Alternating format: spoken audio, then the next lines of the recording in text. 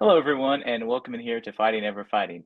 I'm Cole Carmody of GoPowercat.com, and before we get to our conversation with former Kansas State quarterback Jesse Ertz, don't forget to hit subscribe on the YouTube channel. Don't forget to leave this video a like, drop a comment if you enjoyed it, and go subscribe to GoPowercat.com. We greatly appreciate it. I had a chance to talk with Jesse Ertz about a lot of fun things, and here's that conversation.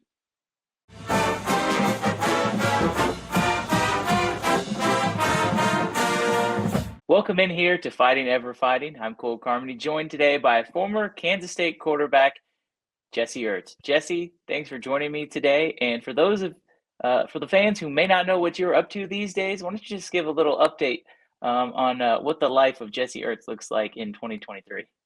Yeah, I appreciate you reaching out to have me on.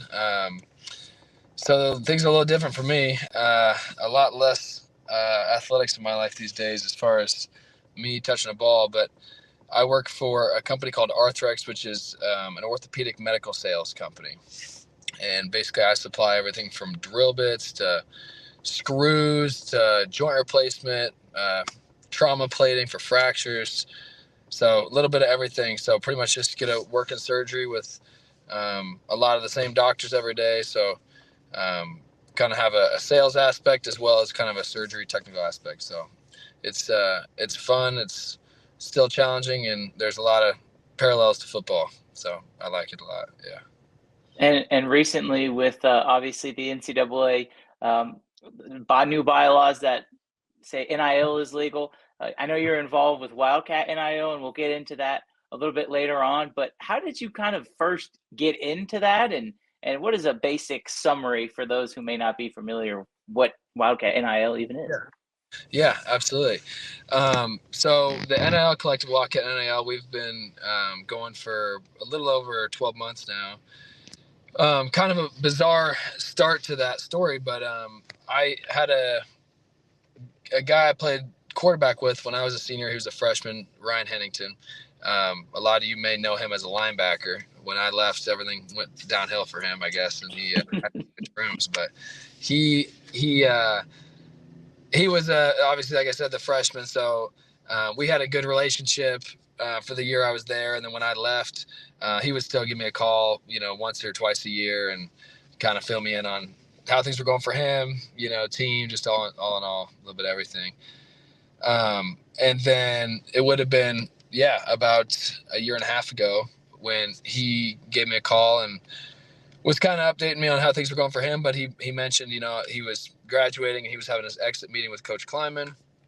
And he was like, I told him, I do think we're missing the boat here on something. And he was like, well, what's that? And he's like, well, NIL is a buzzword that's starting to happen across the country. And he's like, we really haven't had any NIL here at Kansas State, for anybody, whether that be your best player on any of your teams. Nobody was reaping any benefits from NIL. And I think if we don't embrace it, we might get left behind. And it's something I think we need to start talking about. And I think Coach Kleiman had some mixed opinions on, what that opportunity looked like and, where that fit in. And I mean, this has been a while ago, like I said, but he said, come on back and let's keep talking about it. That's just when Hennington's telling me at this point in time. So he said, I'm going back. We're going to keep talking about it, but what are your thoughts? I gave him my opinion, which was, just anybody's, just my 2 cents. And he's like, well, what do you think about going down this road together and you helping out with it? And I was like, well, the concept in my mind was very much kind of a knockoff agent, a lot of seeking out individual deals and trying to make a buck off of some exchange of money. And I've got my hands full with my career, and I didn't really see a whole lot of, appeal that to me. And I was like, well, not really. But the fact that you got Coach Kleiman in your corner, that's a big deal. And he had told me, well, I've heard that there are these schools who have started these groups called collectives that are, essentially pooling money to support all their athletic teams. And that was news to me. I was like, oh, well, that's an interesting thought. Like, I see what you're saying. That's more of a built on a foundation. It's a a little bit more of a solid longevity behind that, I was like, okay, I could be interested in that. I definitely missed K-State and the sports aspect, and the idea of getting involved in some way was definitely appealing. So he meets with Coach Kleiman, and he's getting on board. And he's like, let's continue to meet and talk about this. So we start meeting, me and Ryan, more, and we start to call other collectives, and we're having a lot of conversations, and we're learning just a ton about how to put the right system in place to maximize the NIL opportunity and the landscape at Kansas State. And through that, we're finding out a lot of different angles people are doing that. But one of the really appealing things to us, and the way we kind of tried to base Wildcat NIL around, is the charitable side. And that's the side a lot of people don't quite know about NIL and don't really see. But Wildcat NIL Foundation, we are an actual 501c3 with the IRS, which is really exciting because it takes a lot of time to get that approved by the IRS.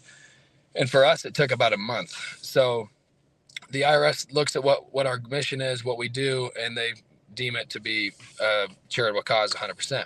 So what we're able to do is we're able to take a blanket contribution, give a tax deductible receipt to the donor, and then we pair the student athletes with local charities, and they go do work with Boys and Girls Club, Big Brothers Big Sisters, you name it. Over 10 different local charities and nonprofits in Manhattan area. And then they're able to be compensated by increasing the amount of impressions, the ticket sales, all sorts of things for those charities. So it's really, everybody's winning in that situation, which has been great. So that's kind of my shotgun pitch on how I got here and what we do. But yeah, any questions on that? I mean, I think you hit the nail on the head. I think there's a lot of people, when they think about NIL, they think of the massive deals that all the student athletes are receiving with the cars, and and even some of these more even ludicrous deals of kids getting multiple cars and things like that. But I think the one thing about the Wildcat NIL, at least from my outside observation, is that for all the student athletes, I know that I was browsing your website and you talked about every single student athlete, no matter if they're scholarship, if they're walk on. I think that's a really cool part about what you guys do. But how has your collective kind of changed throughout, not just since it started, but this season in particular, with obviously the success of the football team and the basketball team? I'm sure that's kind of opened up some new horizons for you guys as well. Yeah, absolutely. For starters, we've built our team out quite a bit more. We've got about an 8-person team. We're working with a group of interns from the College of Business, as well as the group of 8 that we have. And the whole entire process and our model in general is just really streamlined. We had all those conversations with a lot of the notable supporters of K-State, as well as just word of mouth and people reaching out and things like that. That's how it was going. Where we've started to expand to where we have a subscription model coming up for kind of the base level fan who wants to get involved. We have excuse me, a subscription model here coming up that will be a small amount per month, and you'll get access to a bunch of content, kind of goofy interviews with players, some serious ones, a lot of memorabilia that's game worn, that we are being helped out with the equipment management of the sports teams that'll have autographs on it and stuff.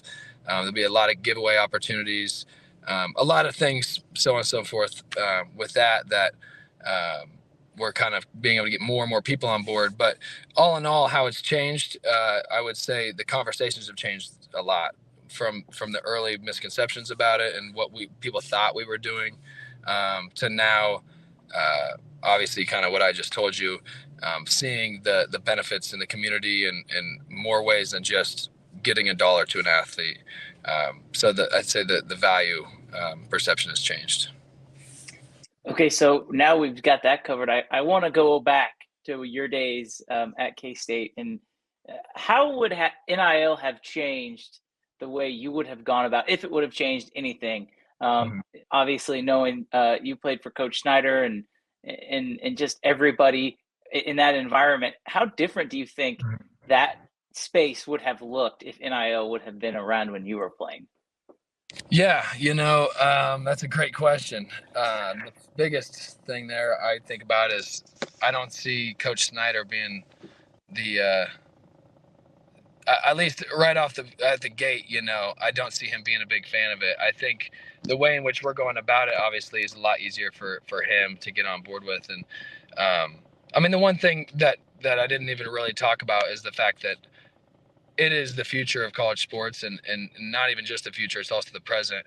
And it's something that has to be adapted to. So as far as Coach Snyder, I think that it goes without saying that he would have got on board just like everybody. But as far as the opportunity goes to learn how to manage your money, pay taxes, we're working with the athletes on brokerage accounts. There's a lot of things that you learn through this process that, I didn't learn until I was graduating from college and, living in my first apartment in Kansas City, trying to start saving some money. So, yeah.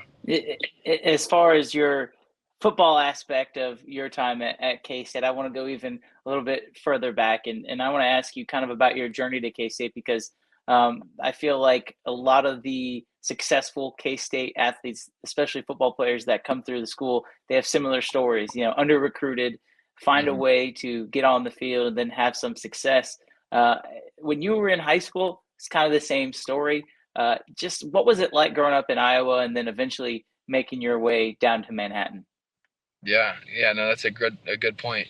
I think that the easiest way to explain it is that Midwest recruiting is a little different than some of the higher population states around the coast.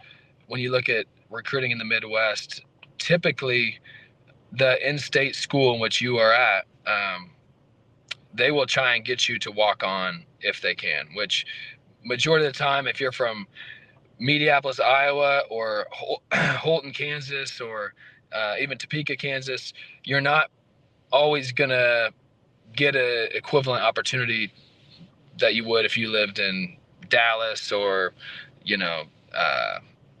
name it, some bigger metropolitan area, where they're going to come from out of state, recruit into your city. They know players from your conference that have played different places. When you look at my time at Kansas State, the amount of guys that we had that were walk-ons that started multiple years, sure, it's football. It's not basketball. It's not baseball. When you talk about the physical development, there's hardly anybody that comes from a senior in high school to a freshman in college and is able to come on a football field like you may in other sports. So there's going to be a developmental piece. But, I mean, you can't deny the fact that those guys would have been scholarship players if they grew up in a different town, at a different school, had more eyes on them. I mean, that's just as a reality. So it's a little tough coming from a small school in Iowa, but they whether it's a walk-on or a scholarship, they'll find you. And for me, it was a matter of looking at what schools in the Midwest didn't have a quarterback taken in my class. Typically, they take one quarterback a class, as you probably know. So to look and say, well, Iowa and Iowa State have a guy, Michigan has a guy, Purdue, Illinois, Minnesota have a guy, Kansas has a guy, K-State has offers on the guy but doesn't have a commit yet. We reached out, sent tape. They'd never heard of me, and I was like, I'm gonna come to camp if you think, if you don't already have a guy that you think is about to commit. They're like, well, not really. Come on down. Can't promise anything. And I'm like, of course. So by like lunch, they were like, yeah, well, I think we're gonna give you a scholarship. And I was like, man, I've never, I've got 0 scholarships this time.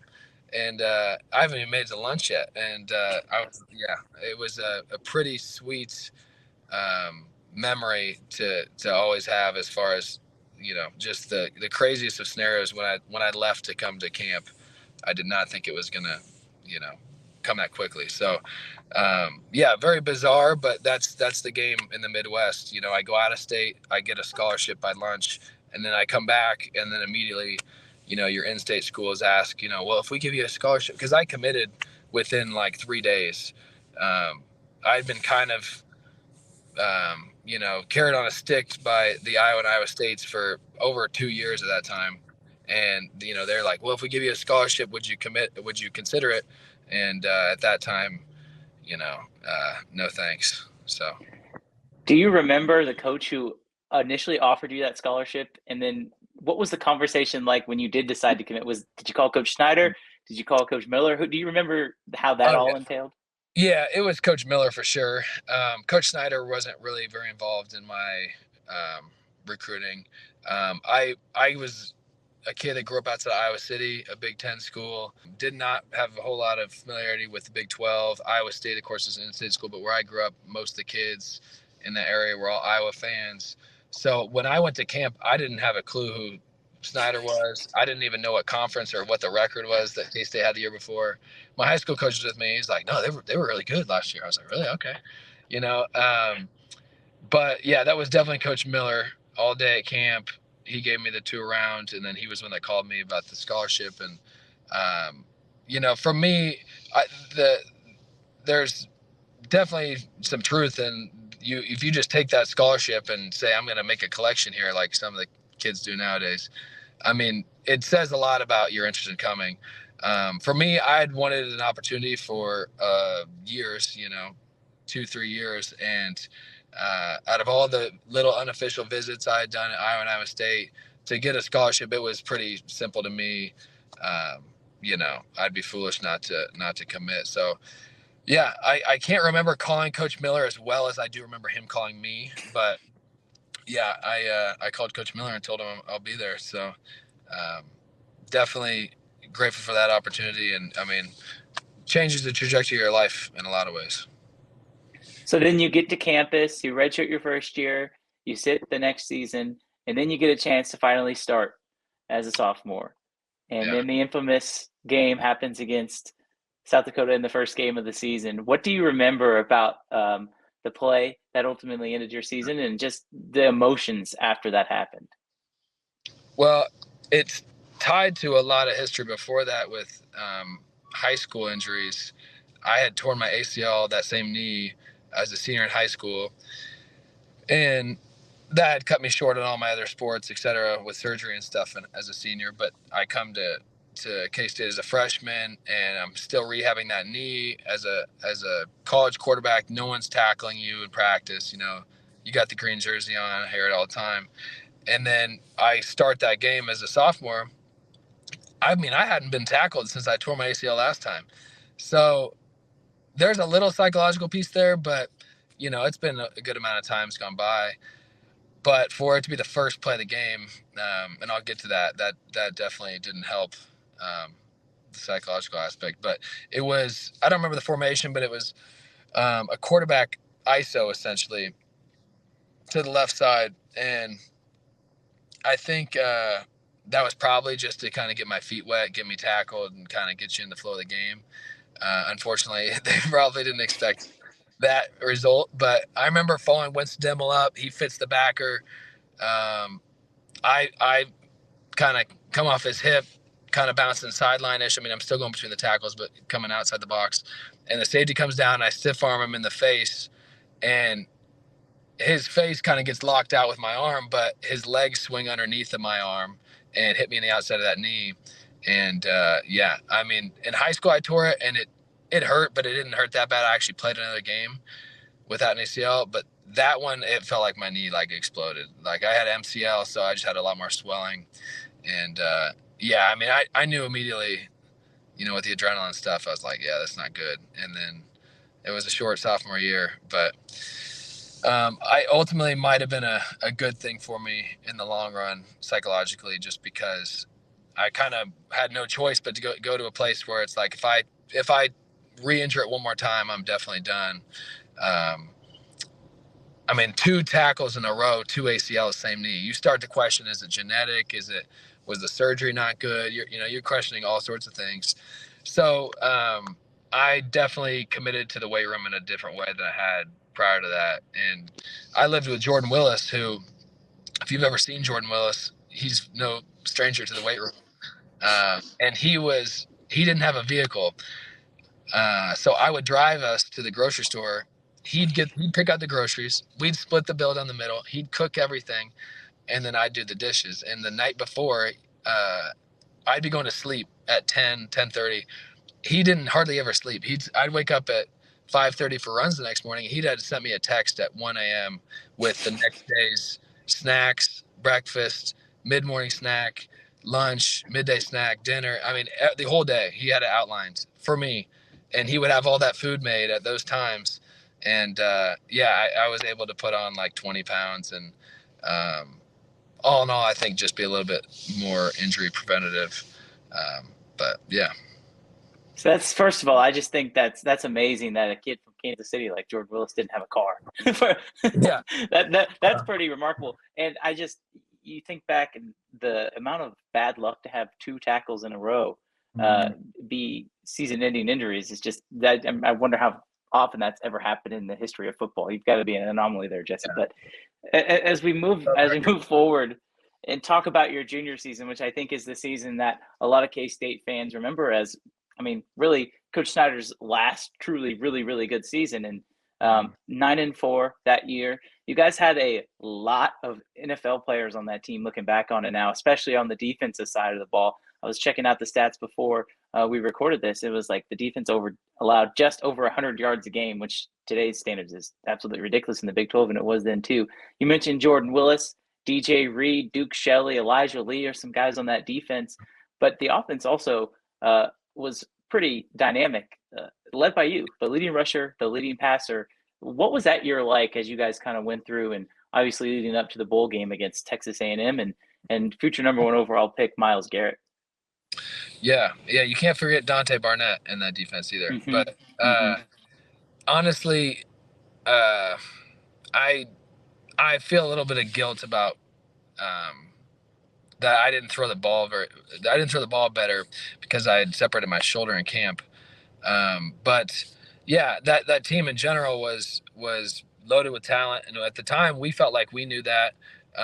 We never played a team, and fortunately in my lifetime I don't have any games other than being young in high school where I remember thinking like we're probably going to lose this game. You kind of grow out of that, and we never had anybody we played where you felt like we're going to be holding on. I mean, even Oklahoma I think was probably the best team we played that year. We played Stanford, but they did not feel like they were light years better. But on the defensive side, I mean, yeah, there was definitely some players. Offensively, Byron's had a great career, obviously. Deontay Burton, he converted to defensive back, but he spent some time in the NFL. Obviously, Dalton Reisner. I hope I'm not forgetting anybody, but Winston Demmel. Yeah, it was a great season. You look back and you say we lost to West Virginia when we have a lead. We lose by 1. Keeps you away from a 10-win season. I really believe if we played Stanford at the end of the year instead of the beginning of the year, like 8 of our 11 starters on offense, it was like their first ever career start. And it's just hard to beat somebody who just finished 4th in the country. You got Christian McCaffrey. And it was a relatively close game for as dysfunctional as we were at that point in the season. But yeah, we definitely had some players, and I think it's definitely a bummer for me. I don't have any regrets, but having talent at receiver, Dominic Heath and Byron, Deontay, and more guys, to not be able to give them the ball better, it definitely puts a damper on me watching film and stuff, just because you're not 100%. I had separated my AC joint, so where your collarbone connects to your essentially your shoulder, your clavicle. So it's sticking up out of your skin. And I would just get a cortisone injection to start the game every week. So I wouldn't practice all week, just watch practice, take mental reps. I'm just trying to get my arm to be able to raise on its own. And then come Saturday morning, about 2 hours for the game, you get the shot. You start doing some windmills with that arm, and all of a sudden it starts to work again. And then they tape it all down, brace it all down, and then you play, and often have 15, 20 carries, and you do it all over again. You're obviously going to be sore. So to see a lot of those things, how well those guys have done in the NFL and stuff. Yeah, I definitely wish we could have had a more dynamic passing game, but I cherish the memories forever, and yeah, no regrets for me. What do you remember about the Texas Bowl specifically? I know there's that play where Byron has a catch on the sideline and is gone. Um, a lot of people remember you putting the cowboy hat on the stage. Skylar Thompson did the same thing after his final game. What do you remember about that Texas Bowl? I know for me personally, watching Scott France just absolutely have an outstanding game as a freshman against Myles Garrett, who we mentioned was the number one overall pick the next season. What sticks out in your mind about that game? Um, I think just the fact that we had went on a run and we had figured it out. I kind of talked about us being dysfunctional early in the year. I don't know if I think we won like 6 of 7 to finish the year up, something like that. And just going into that bowl prep, regardless of the opponent, we just were clearly playing our best football that we had all season. And you're getting guys healthy. I was as healthy as I'd been since the beginning of the year. It just you're just kind of all things hitting on all cylinders. And to get into that game, I don't think anyone really had a doubt that we would come out of that winners. But the game itself, yeah, Byron had that really good press release to the boundary. They were playing kind of low, I think, just because we had so much film of quarterback run game or just run game in general, quick pass game, that safeties would kind of cheat down.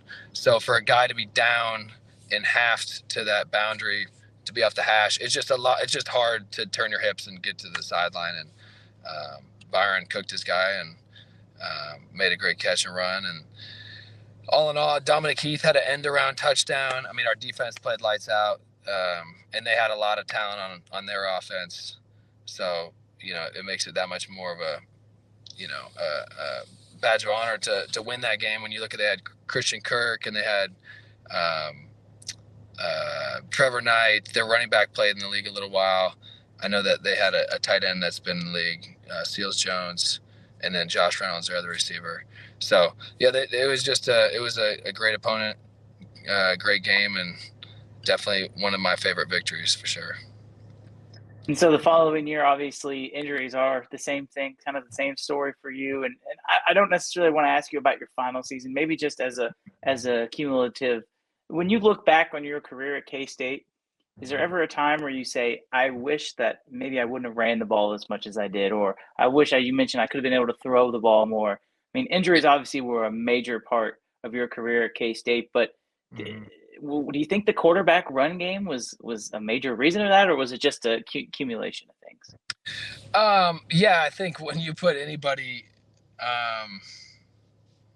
in between the tackles as many times as I was running, you're opening yourself up to opportunity for injury. I mean, we do everything we can all off season. Obviously I had some success running the ball. It wasn't like I was incapable, but I'm not built like a 5'10", power back that's going to be able to do that every week 25 times a game. But I also understand that from just a passing standpoint, there is so much that goes into timing of throwing the ball. You're not throwing balls at that level with a guy making eye contact with you. There's so much timing. There's a lot of routes that aren't on your route tree, so to speak, that you've got deep overs, and you're doing things specific that week for something their defense does.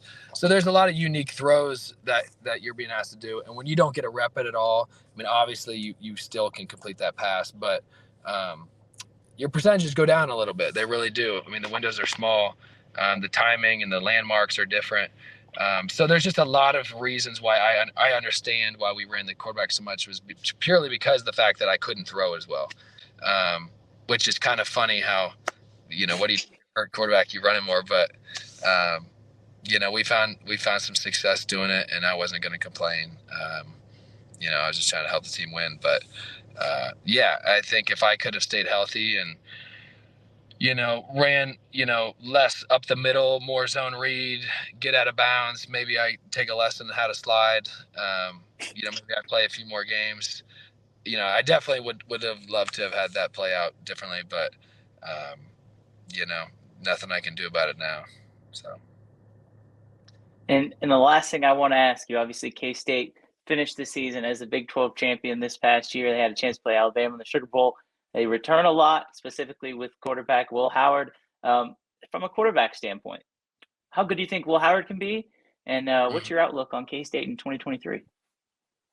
Well, I think the sky's the limit for Will Howard, which I know that's the funny cliche thing to say, but just as far as stature and ability to make all the throws, I mean, I was incredibly impressed with how he played, specifically the back half of the season, obviously. But not only was he like efficient and leading the offense, I mean, he was making some very difficult throws routinely, and he didn't get the whole season, to himself, which psychologically I think does play a factor, especially when you get into how many reps you take in practice and different things.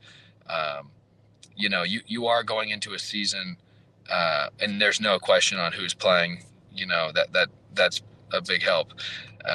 It is a little bit interesting sometimes, and it's hard to know if you don't watch a lot of film, is what are tendencies, what is a guy's tendencies.